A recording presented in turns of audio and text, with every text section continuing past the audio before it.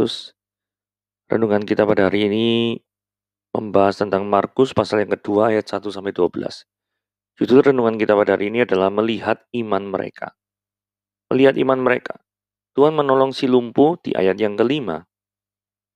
Siapa mereka yang dimaksud? Semua yang hadir, si lumpuh dan orang-orang yang membawanya. Hanya orang-orang yang membawa si lumpuh. Rupanya harus ada kejelasan tentang hal-hal penting tersebut. Mari kita cermati. Menurut ayat keempat, mereka itu adalah orang-orang yang membuka atap dan menurunkan si lumpuh di hadapan Tuhan. Siapa orang-orang itu? Ayat 3 menuliskan, orang-orang datang membawa kepadanya seorang lumpuh.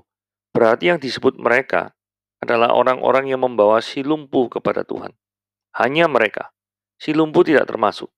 Dan melihat iman orang-orang yang membawa si lumpuh itu, Tuhan berkenan menyembuhkan si lumpuh. Tidak percayakah si lumpuh pada Tuhan? Bisa percaya, bisa juga tidak.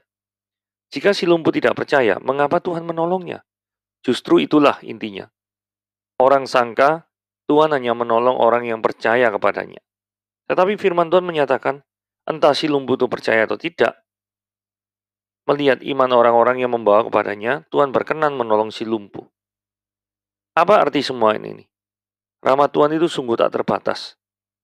Menjangkau daripada semua orang. Melampaui batas-batas pikiran manusia. Itulah Injil. Kabar baik bagi semua orang. Jika orang yang tidak percaya dirundung masalah, dan orang-orang percaya mau membawanya ke dalam doa kepadanya, sungguh Tuhan berkenan menolongnya. Melihat iman mereka yang percaya, Tuhan berkenan menolong. Luar biasa kasih Tuhan. Acap kali kita masih terkejut ketika kasih Tuhan ternyata melampaui batas-batas yang kita pancangkan sendiri dalam pikiran kita. O.S. Riley. Ya, renungan pada hari ini kita lihat judul renungannya adalah kuasa dan identitas Yesus terungkap melalui kisah hari ini. Oke, ayat Alkitab yang diambil pada hari ini diambil dari Markus pasal yang kedua ayat 1 sampai yang ke-12. Mari kita baca sama-sama. Kemudian sesudah lewat beberapa hari, waktu Yesus datang lagi ke Kapernaum, tersiarlah kabar bahwa ia ada di rumah. Maka datanglah orang-orang berkerumun sehingga tidak ada lagi tempat, bahkan di muka pintu pun tidak. Sementara ia memberitakan firman kepada mereka.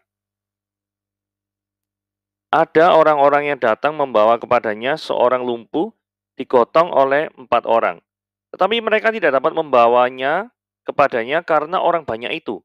Lalu mereka membuka atap yang ada di atasnya. Sesudah terbuka, mereka menurunkan tilam tempat orang lumpuh itu terbaring. Ketika Yesus melihat iman mereka, berkatalah ia kepada orang lumpuh itu, "Hai anakku, dosamu sudah diampuni." Tetapi di situ ada juga duduk beberapa ahli Taurat. Mereka berpikir dalam hatinya, mengapa orang ini berkata begitu? Ia menghujat Allah, siapa yang dapat mengampuni dosa selain daripada Allah sendiri? Tetapi Yesus segera mengetahui dalam hatinya bahwa mereka berpikir demikian. Lalu dia berkata kepada mereka, mengapa kamu berpikir begitu dalam hatimu? Manakah yang lebih mudah mengatakan pada orang lumpuh ini dosamu sudah diampuni? Atau mengatakan bangunlah, angkatlah tilammu dan berjalanlah.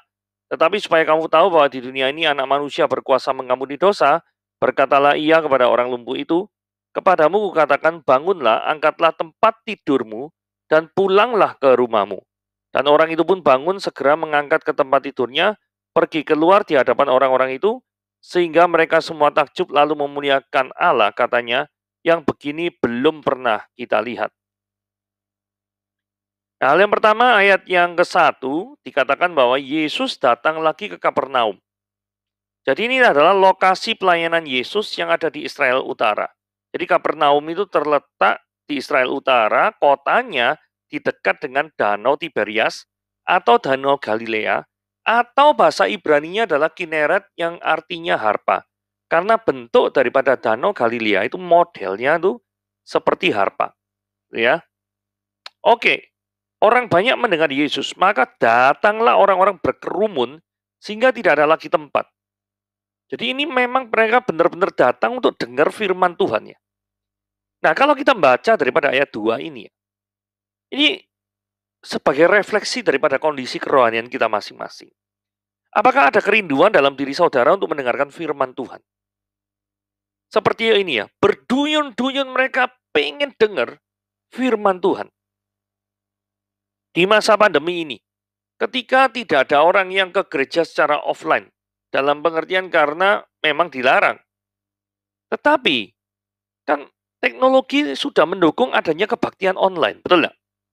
Nah, Anda tetap mengikuti kebaktian online atau tidak ikut sama sekali?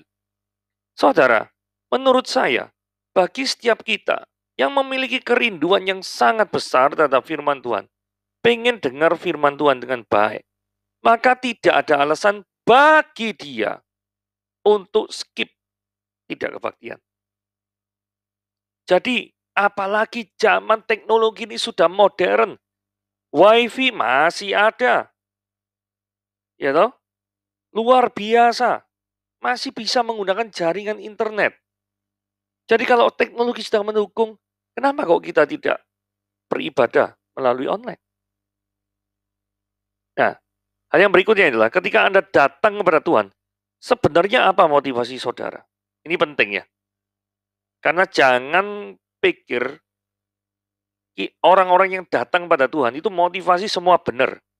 Karena ada orang yang datang karena untuk kepentingan diri sendiri. Bukan semata-mata untuk mendengarkan firman Tuhan dengan baik dan benar. Tapi untuk dirinya sendiri. Nah, ini yang tidak boleh terjadi demikian gitu ya. Oke. 4 orang yang tanpa nama. Ada orang-orang yang datang membawa kepadanya seorang lumpuh. Digotong oleh 4 orang. 4 orang namanya siapa? Enggak ngerti. Yang menjadi kepentingan Markus itu bukan nama orangnya siapa, itu bukan. Gitu. Yang penting adalah solidaritas yang ditunjukkan daripada 4 orang ini terhadap si lumpuh. Si lumpuh ini adalah kaum marginal. Mungkin di tengah-tengah masyarakat orang lumpuh ini tidak dianggap. Karena apa? Ya tidak bisa berbuat apa-apa, lumpuh, tidak bisa kerja, apa gini gitu.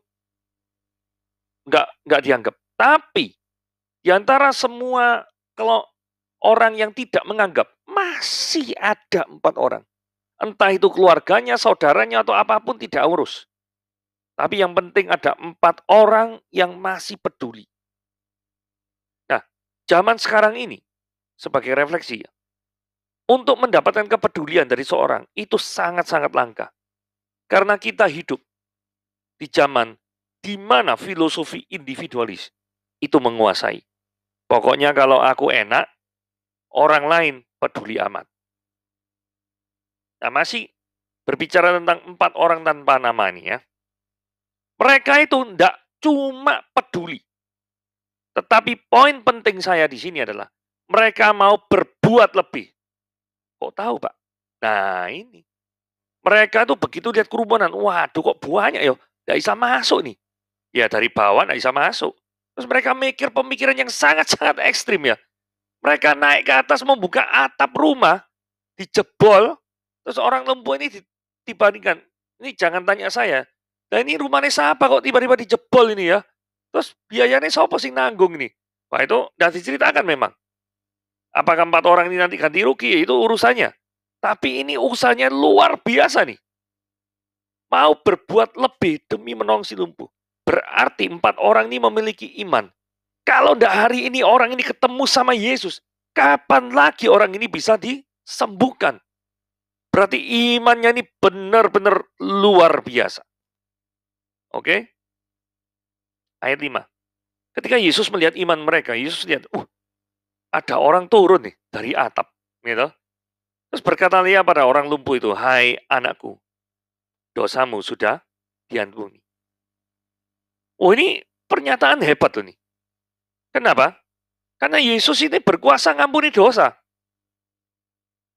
Nah, sebelum masuk ke sana, besar kemungkinan penyebab orang ini jadi lumpuh mungkin karena keberdosaan di masa lalu. Jadi orang ini mengalami hukuman Tuhan, kemudian orang ini jadi lumpuh, sehingga Yesus ngomong, dosamu sudah diampuni. Nah, kalau Yesus itu bukan Allah, maka dia pasti tidak berkuasa mengampuni dosa. Karena manusia ini bersalah ini bukan terhadap sesama manusia loh. Manusia ini bersalah terhadap siapa? Terhadap Tuhan, terhadap Allah. karena melanggar hukum-hukumnya. Nah, kalau manusia ini bersalah terhadap Allah, berarti yang berhak memberikan pengampunan, ya pasti kepadanya yang manusia bersalah, yaitu Allah kan? Betul nggak? Kalau Yesus cuma manusia biasa, berarti dia sedang melakukan penghujatan. Tapi dia bukan manusia biasa. Dia mengaku dirinya Allah. Dengan cara apa dia mengaku dirinya Allah? Dengan cara mengucapkan dia bisa mengampuni dosa orang lumpuh ini. Lah mendengar statement seperti itu, ahli Taurat ini gonjang-ganjing gitu ya. Orang yang berpikir dalam hati, lu. Kok orang ini ngomong kayak gini nih, maksudnya apa nih? Terus ayat 7 ini penting sekali yang berwarna merah ya. Siapa yang dapat mengampuni dosa selain siapa? Allah sendiri. Jadi dari perkataan para ahli Taurat kita bisa mengambil kesimpulan. Yesus mengatakan dia bisa mengampuni dosa. Menunjukkan bahwa Yesus mengaku dirinya adalah ilahi. Kenapa ini penting? Karena ada beberapa orang itu sering mengatakan gini, Yesus itu bukan Tuhan. Kenapa? Karena di alam ayat Alkitab tuh tidak ada sih ngomong gini, akulah Tuhan, sembahlah aku. Tidak ada sih ngomong kayak gitu tuh tidak ada. Karena itu Yesus itu bukan Tuhan, karena dia tidak pernah mengaku dirinya Tuhan. Saudara gampang sekali memberikan jawaban ini ya. Saudara misalkan ya, kita pergi ke dalam suatu pabrik gitu ya. Terus ada orang itu ngatur, wah ini mau datang bahan sekian, kapasitas produksinya sekian, kemudian menghasilkan produk seperti ini, tidak boleh terjadi adanya barang cacat, misalkan seperti itu ya. Kita bisa dengan cepat, wah orang ini kalau tidak PPIC mungkin manajer produksi. Kurang lebih seperti itu ya. Menghitung kapasitas mesinnya produktivitasnya berapa. Seperti itu. Pertanyaannya gini, apakah untuk mengetahui dia itu seorang kepala produksi, maka dia harus koar-koar, saya manajer produksi loh ya, turutilah saya, jadwalnya gini nih, saya manajer produksi loh ya. Nah, apakah harus seperti itu? Atau kalau tidak, dia tidak mengatakan seperti itu, apakah dia kehilangan jabatannya sebagai manajer produksi gitu? Justru kalau dia ngaku-ngaku manajer produksi, tetapi tidak melakukan pekerjaan seperti manajer produksi, berarti pengakuannya itu patut diragukan. Nangkap ya maksud saya ya? Ini nanti mengarahkan kita kepada perkataan Yesus yang berikutnya. Yesus bilang, mana yang lebih mudah mengatakan pada orang lumpuh ini, dosamu sudah diampuni, atau mengatakan bangunlah, angkatlah tilammu dan berjalanlah. Bagi saya, mengatakan angkatlah tilammu dan berjalannya, itu jauh lebih mudah. Karena apa? Jika memang seseorang itu adalah nabi, dan Tuhan menghendaki atas kesembuhan orang itu melalui nabi itu. Seperti ya Nabi Elisa bisa menyembuhkan daripada Naaman. Nah, ini kan langsung melalui Elisa. Naaman disembuhkan. Benar nggak? Itu mudah sekali. Tetapi Elisa tidak pernah satupun di dalam ayat Alkitab mengatakan, dosamu sudah saya ampuni. Tidak pernah. Sama sekali tidak pernah ya. Kayak itu tuh. Ya. Karena apa? Karena Elisa tidak berkuasa mengampuni dosa. Nah, tapi kita berandai-andai ya. Tapi jika Yesus itu langsung menggunakan kalimat itu, angkatlah tilammu dan berjalanlah, maka Yesus akan dianggap sebagai apa? Nabi biasa saja. Tidak dianggap sebagai Tuhan. Jadi memang lebih mudah. Tetapi mengatakan dosamu sudah diampuni, itu mengandung konsekuensi logis. Bisa diartikan Yesus sedang melakukan blasphemy, penghujatan. Karena apa? Konsep orang Yahudi, Yahweh, itu ya Bapak itu. Satu hakikat, satu pribadi. Tidak ada ceritanya satu hakikat, tiga pribadi, Tritunggal itu tidak ada. Pertanyaannya gini, kalau Yesus mengatakan dirinya itu adalah Yahweh, Allah, adakah ayat-ayat di dalam Alkitab yang menunjukkan secara eksplisit Yesus itu adalah Yahweh? Mari kita lihat penyelidikan kita ya. Di dalam Yeremia 23 ayat 5-6. Sesungguhnya waktunya akan datang demikianlah firman Yahweh, maka aku Yahweh akan menumbuhkan tunas adil bagi Daud. Berarti tunas adil ini seorang pribadi ya. Berarti ini ada Yahweh menumbuhkan tunas adil pribadi yang berbeda dengan Yahweh.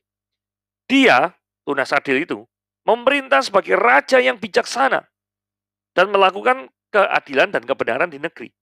Dalam zamannya Yehuda akan dibebaskan, Israel akan hidup, dan inilah yang namanya, nama tunas adil itu, yang diberikan orang kepadanya, kepada tunas adil itu. Namanya siapa tunas adil itu? Yahweh, keadilan kita. Saudara, kalau sini ayat 5 sampai 6, ini kita bisa merengutkan kening ya. Karena gini, loh yang ngomong ini Yahweh, firman Yahweh. Akan menumbuhkan tunas adil. Tunas adilnya juga disebut di ayat 6 adalah Yahweh. Berarti, seolah-olah di dalam dua ayat ini ada dua Yahweh. Pertanyaannya, kalau demikian, siapakah tunas adil bagi Daud itu? Wahyu 22 ayat 16 dikatakan, Akulah Yesus telah mengutus malaikatku untuk memberi kesaksian tentang semuanya ini kepadamu bagi jemaat-jemaat. Aku adalah tunas. Tunas ya, tunas. Yakni keturunan Daud, bintang timur yang gilang gemilang. Jadi siapa nih? Yesus menyebut dirinya tunas keturunan Daud. Tunas dari keturunan Daud. Jadi yang dibicarakan oleh Yeremia 23 pasal 5 dan 6 itu adalah Yesus. Nah, kalau Yesus itu adalah tunas adil, maka sang tunas adil itu juga disebut sebagai Yahweh. Dari sini terbukti Yesus adalah Yahweh. Ayat 10, 11, dan 12. Tetapi supaya kamu tahu bahwa di dunia ini anak manusia berkuasa mengampuni dosa. Jadi tujuan Yesus pertama kali, kata-kata atau kalimat yang pertama kali keluar dari mulutnya, anak manusia berkuasa mengampuni dosa. Itu tujuannya apa? Supaya semua orang itu tahu siapa identitas dirinya. Kemudian Yesus ini tidak cuma ngomong tok berkuasa mengampuni dosa, tapi dia juga perform miracle and wonders. Yaitu ngomong, bangun, angkat tempat tidurmu, dan pulanglah ke rumahmu. Menunjukkan dia adalah Allah yang berkuasa, melebihi daripada semua kuasa setan apapun yang menyebabkan orang lumpuh ini tidak bisa berjalan. Lalu orang itu bangun, terus orang-orang lihat yang begini ini belum pernah kita lihat. Nah, dari sini kita lihat koneksinya ya.